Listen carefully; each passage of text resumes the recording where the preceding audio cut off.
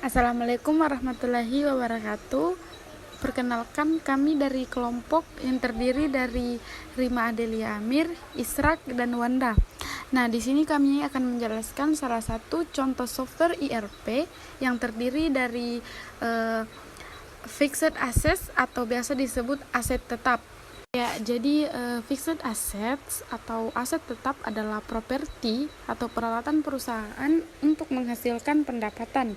Nah, aset tetap memiliki sifat jangka panjang dan tidak bisa langsung menjadi uang tunai dalam waktu 1 tahun. Berbeda dari barang inventaris, di mana perusahaan barang inventaris agar mereka bisa menjualnya kembali secara langsung atau bergabung ke dalam produk yang akan dijual.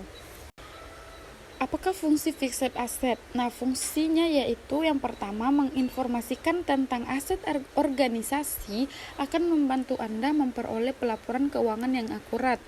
Kedua, sebagai penilaian bisnis. Yang ketiga, analisis keuangan yang menyeluruh. Nah, sebuah organisasi menggunakan laporan dan neraca ini untuk mencatat, mendepresiasi, membuang aset dan analisis menggunakannya untuk mempelajari keuangan perusahaan.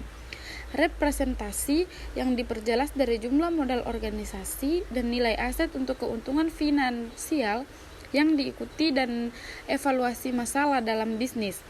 Nah, informasi tentang aset tetap dan penyusutannya juga digunakan oleh ahli keuangan untuk melaporkan apakah organisasi itu menguntungkan atau tidak menguntungkan.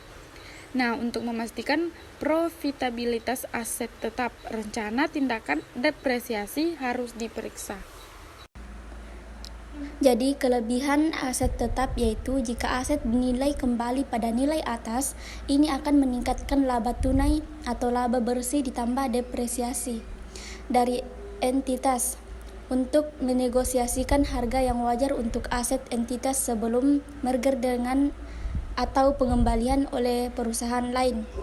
Saldo kredit dari cadangan revaluasi dapat digunakan untuk pengganti aset tetap pada akhir masa manfaatnya untuk menurunkan rasio leverage pinjaman yang dijamin ke modal.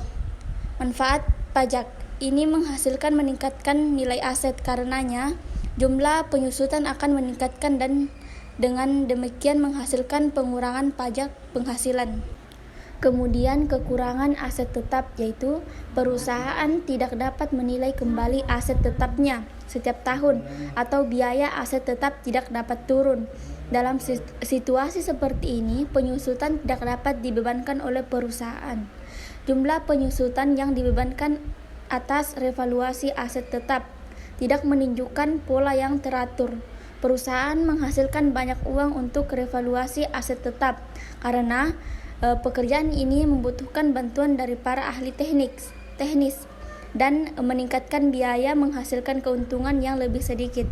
Jadi selanjutnya manfaat aset tetap adalah aset bertujuan jangka panjang yang digunakan oleh bisnis untuk menghasilkan pendapatan. Aset tetap memberikan keuntungan finansial jangka panjang bagi perusahaan karena memiliki masa manfaat lebih dari 1 tahun. Adapun fasilitas aset tetap yaitu yang berwujud yang diperoleh dalam bentuk motor dan mobil atau truk yang digunakan sebagai fasilitas transportasi perusahaan. Nah, jadi aset tetap atau fixed asset dapat diimplementasikan atau cocok dibuat untuk pengukuran aset tetap dapat dilakukan dengan berbagai metode. Nah, aset tetap yang dimiliki atau dikuasai oleh pemerintah misalnya harus dinilai atau diukur untuk dapat dilaporkan dalam neraca. Menurut SAP, aset tetap yang diperoleh atau dibangun secara swakelola dinilai dengan biaya perolehan. Secara umum yang dimaksud dengan biaya perolehan adalah jumlah biaya yang dikeluarkan untuk memperoleh aset tetap sampai dengan aset tetap tersebut dalam kondisi dan tempat yang siap untuk digunakan. Nah, ini adalah hal yang dapat diimplementasikan pada saat pada aset tetap yang dibeli atau dibangun secara swakelola. Sekian materi dari kami. Kurang dan lebihnya mohon dimaafkan. Wabillahi taufiq wal hidayah. Wassalamualaikum warahmatullahi wabarakatuh.